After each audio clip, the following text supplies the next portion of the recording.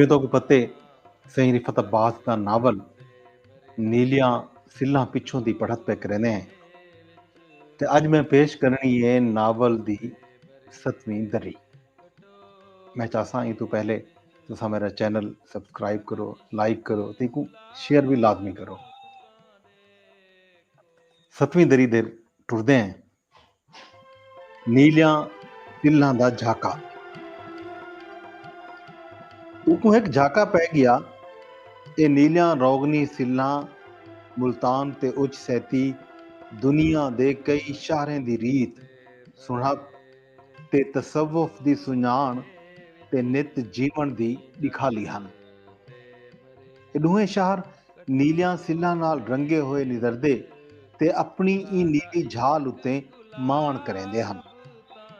ਇਹ ਸਾਰਿਆਂ ਸਾਹਮਣੇ ਦੀਆਂ ਗਾਲੀਆਂ ਹਨ, ਪਰ ਹੁਕਮ ਇਹਨਾਂ ਨੀਲੀਆਂ ਰੋਗਨੀ ਸਿੱਲਾਂ ਤੋਂ ਘਾਬਰ ਥੀਵਣ ਪੈ ਗਈ। ਹੀਰ ਦੇ ਕਤਲ ਦਾ ਪਰਚਾ ਦਰਜ ਕਰਾਉਣ ਦੀ ਫਿਕ ਤੋਂ ਮੁਲਤਾਨ ਸ਼ਹਿਰ ਦੇ ਕਤਲਾਮ ਦੇ ਉਦਰੇਵੇਂ ਤਾਈਂ ਹੁਕਮ ਇਹਨਾਂ ਨੀਲੀਆਂ ਸਿੱਲਾਂ ਦਾ ਝਾਕਾ ਪਵਣ ਪੈ ਗਿਆ। उको रोज़ दिहाड़े पक थींदा वेंदा हा जो ये नीलियां सिल्लां कहीं न कहीं कत्ल दा लुकाप हैं। ये गाल सब तो पहले नारंगी नाल सांझी कीती तां वो आप भी कई दीवारां उच विच रंग दे बुलांदरे विचों लंघी। उंदा नीलियां सिल्लां बारे झाका वध गया। उको मुल्तान दे गलियां ते बाजारां विच टुरदियां होयां औख थीवण पै गई। वो कई दीवारां किले ते भी ना चढ़िया जो इत्थां नीलियां सिल्लां वालियां माड़ियां ते रौज़े निशाबुर हैं। ई गाल दी हबीब फुलाई को दस पई तां वो आप उंदे कट्ठे मुल्तान दे गलियां ते बाजारां विच गया, पर उंदी गाभर ते औदर ना मुक्की। ई गाल दा नारंगी को पता लग्या तां वो 3-4 छुट्टियां घिन के मुल्तान पुज आई। ਉਹ ਧੰਮੀ ਤੋਂ ਸ਼ਾਮ ਤਾਈਂ ਉਹਦੇ ਰੱਲੇ ਮੁਲਤਾਨ ਦੀਆਂ ਨੀਲੀਆਂ ਸਿੱਲਾਂ ਵਾਲਿਆਂ ਜਾਹੀਂ ਤਾਈਂ ਫਿਰਦੀ ਰਹਿ ਗਈ, ਪਰ ਉਹਦੀ ਘਾਬਰ ਤੇ ਉਧਰ ਨਾ ਖੁੱਟੀ। ਦੂਜੇ ਦਿਨ ਨਾਰੰਗੀ ਇਕੱਠੇ ਹਬੀਬ ਫੁਲਾਈ ਤੇ ਉਹਦੀ ਪ੍ਰੀਤਾਣੀ ਰਾਹਤ ਪਟੋਲੀ ਰਲ ਆਏ। ਉਹ ਸਾਰਾ ਦਿਨ ਉਹਦੇ ਇਕੱਠੇ ਨੀਲੀਆਂ ਰੋਗਨੀ ਸਿੱਲਾਂ ਦੇ ਨੇੜੋਂ ਥੀ ਕੇ ਲੰਘੇ, ਪਰ ਹਰ ਜਾ ਉਹਦੀ ਘਾਬਰ ਵਿੱਚ ਵਧਾਰਾ ਥੀਂਦਾ ਰਹਿ ਗਿਆ। ਨੀਲਿਆਂ ਸਿੱਲਾਂ ਕੋ ਡੇਦੇ ਹੀ ਉਹਦੇ ਪਿੰਡੇ ਸਰੀਰ ਝਈ ਚੜਦੀ ਤੇ ਉਹ ਛਿਰਕਣ ਪੈ ਵੈਂਦਾ। ਇਹ ਬਹੁ ਅਣਚਿੱਤੀ ਤੇ ਅਣਕੱਥੀ ਗਾਲ ਹੈ ਜੋ ਇੱਕ ਜਣੇ ਕੋ ਸ਼ਹਿਰ ਦੀਆਂ ਨੀਲਿਆਂ ਸਿੱਲਾਂ ਦਾ ਝਾਕਾ ਪੈ ਗਿਆ। ਨਾਰੰਗੀ ਜਾਣਦੀ ਹੈ ਜੋ ਉਹ ਆਪਣੇ ਧਿਆਨ ਨੂੰ ਬਹੁ ਤਕੜਾ ਜਣਾ ਹੈ, ਪਰ ਕਈ ਜਾਉ ਇਹਨਾਂ ਨੀਲਿਆਂ ਸਿੱਲਾਂ ਦੀ ਦਿਖਾਲੀ ਵਿੱਚ ਆ ਗਏ। ਰਾਹਤ ਪਟੋਲੀ ਤੇ ਹਬੀਬ ਫੁਲਾਹੀ ਜਾਣਿਆ ਜੋ ਉਹ ਕਹੀਂ ਦਰਿਗੀ ਭਵਾਲੀ ਵਿੱਚ ਲੈ ਗਏ, ਜੈ ਵਿੱਚੋਂ ਨਿਕਲਣ ਕੀਤੇ ਉਹ ਸੰਗਤਿਆਂ ਦੀ ਲੋੜ ਹੈ। ਉਹ ਹੀ ਸਾਰੇ ਵੇਲੇ ਵਿੱਚ ਚੁੱਪ ਤੇ ਜਿਹੜੇ ਪਾਸੇ ਉਹ ਘਿਣ ਟੁਰਦਾ ਰਹਿ ਗਿਆ। ਹਬੀਬ ਫੁਲਾਹੀ ਆਖਿਆ ਜੋ ਕੋ ਵਲ ਵਲ ਨੀਲਿਆਂ ਸਿੱਲਿਆਂ ਵਾਲੀਆਂ ਗਲੀਆਂ ਤੇ ਮਾੜੀਆਂ ਤੇ ਘਿਣ ਮੰਨਣ ਦੀ ਲੋੜ ਹੈ। ਲਿਖਾਰੀ ਸਮਝਦਾ ਹਾਂ ਜੋ ਉਹਦੀ ਇਹ ਛਿਰਕੀ ਜਿਹੜੀ ਦਿਖਾਲੀ ਵਿੱਚੋਂ ਚੜੀ ਏ ਉਹ ਦਿਖਾਲੀ ਵਿੱਚੋਂ ਲਾਸੀ। ਉਹਦਾ ਮੰਨਣ ਹਾਂ ਜੋ ਉਹ ਨੀਲਿਆਂ ਸਿੱਲਾਂ ਤੋਂ ਓਢਰ ਕਰਨ ਉਹਦੇ ਝੋਬਲੇ ਕੋ ਇੱਕ ਵੱਡੇ ਭਾਉ ਨਾਲ ਗੱਢਣ ਹੈ। ਨਾਰੰਗੀ ਵੀ ਇਹੋ ਚਾਹੁੰਦੀ ਹੈ ਜੋ ਉਹਦੀ ਅਜਕ ਕਹੀਂ ਵੀ ਤਰ੍ਹਾਂ ਦੇ ਭਾਉ ਵਿੱਚ ਨਾ ਲਾਵੇ। ਉਹ ਸਾਰੇ ਉਹ ਨਾਲ ਜੀਵਨ ਦੀਆਂ ਗੱਲ ਹੀ ਕਰੇਂਦੇ ਤੇ ਉਹ ਨੀਲਿਆਂ ਰੋਗਨੀ ਸਿੱਲਾਂ ਦਾ ਮਾੜਿਆਂ ਦਿਖੇਂਦੇ ਰਹਿ ਗਏ। ਇਹ ਮਾਣੂ ਦੀ ਹੋਂਦ ਦੀਆਂ ਤਕਵਿਆਂ ਪਰਤਾਂ ਵਿੱਚੋਂ ਇੱਕ ਸਮਣ ਹਾ ਜਿਹੜਾ ਖੁਦ ਝਾਕੇ ਅੱਗੂ ਘਿਨਾ ਦਾ ਹਾ। ਇਹ ਘਾਬਰ ਕੋ ਖੁਦ ਘਾਬਰ ਤਈ ਘਿਨਾਉਣ ਵਾਲੀ ਗਾਲ ਹੈ। ਉਹ ਕੋ ਨਾਰੰਗੀ ਦੇ ਆਖੇ ਉੱਤੇ ਕਿਲੇ ਦੇ ਉੱਚਾ ਖਾਨੇ ਘਿਨਾਏ ਜਿੱਥੋਂ ਉਹ ਘਾਬਰਿਆ ਹਾ। ਅਮੀਰ ਬਖਸ਼ ਚਾਹ ਵਾਲੇ ਕੋ ਡੇਗ ਗਿੱਦਾ ਤੇ ਉਹਨਾਂ ਦੇ ਆਖਣ ਤੋਂ ਪਹਿਲੇ ਹੀ 4 ਚਾਵਾਂ ਬਣਾ ਕੇ ਘਿਨਾਇਆ, ਪਰ ਇਹ ਵੇਲੇ ਉਹ ਕੁਰਸੀ ਨਾਲ ਟੇਕ ਲਾਈ ਅੱਖੀ ਨੂਟੀ ਬੈਠਾ ਹਾ। ਇਹ ਵੇਲੇ ਕਿਲੇ ਦੀ ਸੜਕੀ ਉੱਤੇ ਮੁਲਤਾਨ ਦੇ ਯਾਤਰੀ ਤੇ ਸੈਲਾਨੀ ਤਿੱਖੇ ਤਿੱਖੇ ਟੁਰੇ ਵੇਂਦੇ ਹਨ। ਉਹਨਾਂ ਦੇ ਰੰਗ ਰੰਗ ਦੇ ਕੱਪੜੇ ਇਹ ਸ਼ਹਿਰ ਦੀ ਫਕੀਰਵੀਂ ਗਿੰਦੀ ਤੋਂ ਅਗੂਹੇ ਮੌਸਮ ਦੀ ਇੱਕ ਚਿੱਤਰ ਹਨ।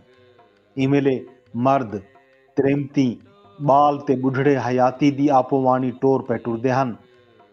ਲੋਕ ਇਹ ਘੜੀ ਕੂ ਰੰਗਲੀ ਚਾਂਦਰ ਵਾਂਗੂ ਜਿਹੜੀ ਕਈ ਕਬਰ ਦੇ ਉਛਾੜ ਤੋਂ ਅਸਲੋਂ ਨਵੇਕਲੀ ਹੈ ਵਾਹਦੇ ਪਏ ਹਨ। ਉਹ ਕੁਰਸੀ ਉੱਤੇ ਥੋਲੀ ਜਿਹੀ ਧੀਰ ਬੱਧੀ ਕੁਝ ਵੇਲਾ ਗੁਜ਼ਰਿਆ ਤੇ ਨਾਰੰਗੀ ਬੋਲੀ, ਅਸਾਂ ਇਹਨਾਂ ਨੀਲੇ ਸਿੱਲਾਂ ਦੇ ਨੇੜੋਂ ਥੀ ਕੇ ਲੰਘਣਾ ਹੈ ਜੋ ਇਹਨਾਂ ਪਿੱਛੋਂ ਸਾਰੇ ਲੁਕਾਪ ਨੂੰ ਦੇਖ ਸਕੂੰ। ਉਹ ਅੱਖੀ ਖੋਲਿਆ ਤੇ ਨਾਰੰਗੀ ਕੋ ਡਿਠਾ। ਨਾਰੰਗੀ ਵਤ ਬੋਲੀ, ਅਸਾਂ ਇਕੱਠੇ ਥੀ ਕੇ ਇਹਨਾਂ ਨੀਲਿਆਂ ਸਿੱਲਾਂ ਪਿੱਛੋਂ ਦੇਖਣਾ ਹੈ। ਰਾਹਤ ਪਟੋਲੀ ਤੇ ਹਬੀਬ ਫੁਲਾਹੀ ਇਹ ਰਲਤ ਵਿੱਚ ਗੱਡ ਹਨ। ਉਹ ਇੱਕ ਫੇਰੀ ਵਤ ਕੁਰਸੀ ਨਾਲ ਟੇਕ ਲਈ ਤੇ ਅੱਖੀ ਨੂਟ ਗਿੱਦਿਆਂ ਮੇਜ਼ ਉੱਤੇ ਲਾਤੀ ਹੋਈ ਚਾਹ ਕਹੀਂ ਨਾ ਪੀਤੀ ਤੇ ਉਹ ਠਰ ਗਈ। ਮੁਲਤਾਨ ਦੀ ਕਿਲੇ ਦੀ ਚਾੜੀ ਉੱਤੇ ਇੱਕ ਅਜਬ ਵੇਲਾ ਪਿਆ ਲੰਘਦਾ ਹਾ। ਇਹ ਵੇਲਾ ਕਹੀਂ ਕਾਗਜ਼ ਦੀ ਲਿਖਤ ਤੇ ਕੈਨਵਸ ਦੀ ਚਿੱਤਰ ਤੋਂ ਅਗੂਹਾਂ ਕੁਝ ਝਟ ਕੀਤੇ ਚਾਰ ਜਣਿਆਂ ਦਾ ਮੁਹਾਂਦਰਾ ਝਲ ਗਿਆ ਹਾ। ਵੇਲਾ ਪੁਰਾਣੇ ਸ਼ਹਿਰ ਦੇ ਕਿਲੇ ਤੇ ਬੈਠਾ ਹਾ ਤੇ ਉਹਦੀ ਬੂਥੀ ਕੂ ਚੇਤ ਦੀ ਹਵਾ ਪਈ ਲੱਗਦੀ ਹੈ। ਵੇਲੇ ਦੇ ਚਫੇਰੂ ਪੱਖੀਆਂ ਦਾ ਅਲਾਹਾ ਤੇ ਸਾਹਮਣੇ ਸੁਖ ਚੈਨ ਤੇ ਪਿੱਪਲ ਦੇ ਵਣ ਨਵੇਂ ਪੱਤਰੇ ਦਾ ਖਾਬ ਪੈ ਦੇਦੇ ਹਨ। ਵੇਲਾ ਆਪ ਜਾਣਾ ਹਾ। ਉਹ ਇਹ ਵੇਲਾ ਕੋਈ ਬਈ ਸ਼ੈ ਹੋਵੇ ਜਾਂ ਨਾ ਹੋਵੇ, ਇੱਕ ਜੀਂਦਾ ਜੀ ਜ਼ਰੂਰ ਹੈ। ਵੇਲਾ ਜੰਮਦਿਆਂ ਨਾਲ ਜੰਮਦੇ ਤੇ ਵਤ ਹਮੇਸ਼ਾ ਕੀਤੇ ਜੀ ਪਾਉਂਦੇ। ਵਤ ਵੇਲੇ ਵਿੱਚ ਆਪ ਤੋਂ ਪਹਿਲੇ ਜੰਮਿਆਂ ਦਾ ਵੀ ਬਾਗ ਕਢੀਜ ਵੇਂਦੇ। ਆਪ ਤੋਂ ਪਹਿਲੇ ਦੇ ਦਰਿਆ ਵਾਹਦਨ ਤੇ ਜੰਗਲ ਸਾਹਕਦਨ। ਵੇਲਾ ਭਾਵੇਂ ਜਣੇ ਦੇ ਕਦ ਕਾਠ ਨਾਲ ਉਸਰਦਾ ਹੈ ਪਰ ਕਦ ਕਾਠ ਨਾਲ ਭੁਰਦਾ ਨਹੀਂ। ਬੇਅੰਤ ਵੇਲਾ ਇੱਕ ਜਣੇ ਦੇ ਜੁੱਸੇ ਵਿੱਚ ਇਕੱਠਾ ਥੀ ਵੇਂਦਾ ਹੈ। ਇੱਕ ਜਣੇ ਵਿੱਚੋਂ ਵੇਲੇ ਦੀ ਇਹਾ ਵਾਹਨ ਹੈ ਜੋ 700 ਸਾਲ ਤੋਂ ਸ਼ਾਹ ਸ਼ਮਸ ਦੀ ਖਲ ਛਿਕੀਜਣ ਦਾ ਦਵੇੜ ਪਿਆ ਟੁਰਦਾ ਹਾ। 500 ਸਾਲ ਪਹਿਲੇ ਥਏ ਹੀਰ ਦੇ ਕਤਲ ਦੀ FIR ਕਟਵਾਉਣ ਦੀ ਗਾਲ ਪਈ ਥੀਂਦੀ ਹੈ। ਹਜ਼ਾਰਾਂ ਵਰਿਆਂ ਤੋਂ ਇਸ ਸ਼ਹਿਰ ਦੇ ਕਤਲਾਮ ਦੀ ਘਾਬਰ ਨਾ ਪਈ ਮੁੱਕਦੀ ਹੈ। ਜਣਾ ਆਪ ਵੇਲਾ ਹਾ। ਅੱਜ ਚਾਰ ਜਣੇ ਕਿਲੇ ਦੀ ਇੱਕ ਥੜੀ ਉੱਤੇ ਵੇਲੇ ਵਾਂਗੂ ਕੁਰਸੀਆਂ ਘੱਤ ਕੇ ਬੈਠੇ ਹਨ। ਉਹਨਾਂ ਅੱਗੋਂ ਪਲਾਸਟਿਕ ਦੀ ਇੱਕ ਮੇਜ਼ ਉੱਤੇ ਚਾਹ ਦੇ 4 ਕੋਪ ਪਏ ਹਨ। ਉਹਨਾਂ ਦੇ 4 ਚਫੇਰੂ ਇਹ ਕਿਲੇ ਸ਼ਹਿਰ ਤੇ ਪੂਰੇ ਕੁਰੇ ਦੇ ਲੋਕ ਵੀ ਆਪਣਾ ਆਪਣਾ ਵੇਲਾ ਹਨ ਤੇ ਅੱਗਾ ਟੁਰਦੇ ਤੇ ਪਿੱਛਾ ਵੱਲ ਕੇ ਦੇਦੇ ਹਨ। ਭਾਵੇਂ ਜੋ ਉਹਨਾਂ ਕੋ ਕਹੀਂ ਡਢਪ ਤੇ ਚੜ੍ਹਤ ਵਿੱਚੋਂ ਪਿੱਛਾ ਵੱਲ ਕੇ ਦੇਖਣ ਤੋਂ ਹਟਕਾ ਗਿਆ ਹਾ, ਪਰ ਉਹ ਵੱਲ ਵੀ ਪਿੱਛਾ ਭੌਂ ਕੇ ਦੇਦੇ ਹਨ। ਇਹ ਵੇਲੇ ਵਿੱਚੋਂ ਹਬੀਬ ਫੁਲਾਹੀ ਬੋਲਿਆ, ਇਹ ਜਣੇ ਦੀ ਘਾਬਰ ਇਹ ਸ਼ਹਿਰ ਵਿੱਚ ਨੀਲਿਆਂ ਸਿੱਲਾਂ ਦੀ ਸੱਜਾ ਬੱਧੀ ਰੀਤ ਨਾਲ ਛੇੜਾ ਹੈ। ਇਹ ਅਸਮਾਨ ਨਾਲ ਭੈੜੀ ਸਾਗੀ ਗਾਲ ਹੈ। ਉਹ ਅੱਖੀ ਨੂਟ ਕੇ ਬੈਠਾ ਹਾ। ਹਬੀਬ ਫੁਲਾਹੀ ਵਤ ਬੋਲਿਆ, ਹੀਰ ਦੇ ਕਤਲ ਦੀ FIR ਤੂੰ ਇਹਨਾਂ ਨੀਲਿਆਂ ਸਿੱਲਾਂ ਪਿੱਛੋਂ ਜਾਤੀ ਤਾਣੀ ਅਸਾਂ ਸਾਰੇ ਇਕੱਠੇ हैं। ਇਹ ਘਾਬਰ ਸਾਕੂ ਇਕੱਠਾ ਕਰ ਦਿੱਤਾ ਹੈ। ਨਾਰੰਗੀ ਹਲਵਾਈ, ਨੀਲਿਆਂ ਸਿੱਲਾਂ ਦੇ ਸ਼ਹਿਰ ਵਿੱਚ ਨੀਲਿਆਂ ਸਿੱਲਾਂ ਦੀ ਛਿਰਕੀ ਵਿੱਚ ਨਹੀਂ ਰਿਹਾ ਬਣ ਸਕੀਂਦਾ। ਜਿਵੇਂ ਅਸਮਾਨ ਹੇਠਾਂ ਅਸਮਾਨ ਢਾਵਣ ਦਾ ਭੌ ਨਹੀਂ ਹਟਾਵਣਾ ਹੁੰਦਾ। ਉਹ ਨਾਰੰਗੀ ਦੀ ਗਾਲ ਤੇ ਵੱਧਦਾ ਅੱਖੀ ਭਾਲਿਆ। ਨਾਰੰਗੀ ਵਤ ਹਲਵਾਈ, ਅਸਾਂ ਨੀਲਿਆਂ ਸਿੱਲਾਂ ਦੀ ਘਾਬਰ ਕੋ ਭਾਉ ਨਹੀਂ ਬਣਾਵਣਾ।